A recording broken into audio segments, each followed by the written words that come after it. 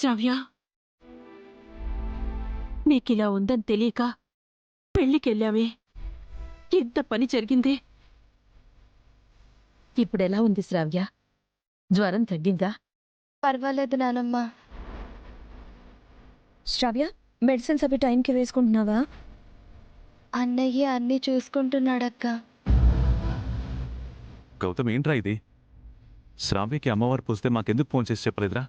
ఇదంత కాంప్లికేటెడ్ కాదు నాన్న, జనరల్గా అందరికీ వచ్చేది. ఎస్ అంకుల్, ఇది సింపుల్ డిసీజ్. మిమ్మల్ని డిస్టర్బ్ చేయడం ఎందుకని గౌతమ్ మీకు ఫోన్ చేయలేదు. అయినా శ్రావ్యం చూసుకోవడానికి మేమున్నాం కదా అంకుల్. ఏంటో దినా, శ్రావ్యకిలా అయితే కనీసం మాతో ఒక మాట కూడా చెప్పలేదు.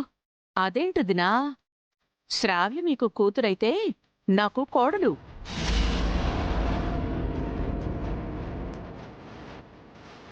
ఇప్పుడు శ్రావ్య మా ఇంట్లో ఉంది. తనపైన మీకంటే మాకే ఎక్కువ బాధ్యతుంది. ఈ చిన్న విషయం మీతో చెప్పి మిమ్మల్ని కంగారు పెట్టడం ఎందుకని మేం ఫోన్ చేయలేదు. శ్రావ్య కూడా మీతో చెప్పొద్దని చెప్పింది.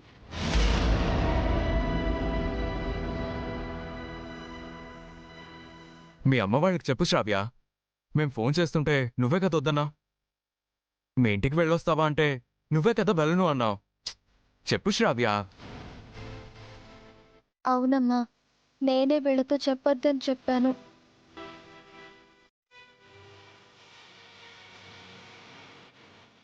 అత్తయ్య వాళ్ళు నన్ను ఇంటికి పంపిస్తానన్నారు, కానీ నేనే ఇక్కడ ఉండిపోయాను. అలా చెప్పమ్మా, లేదంటే మేము నిన్ను సరిగ్గా చూసుకోవడం లేదని, అందుకే ఇలా అయ్యిందని మీ వాళ్ళందరూ అనుకుంటారు. అలా ఎందుకు అనుకుంటాం యామిని?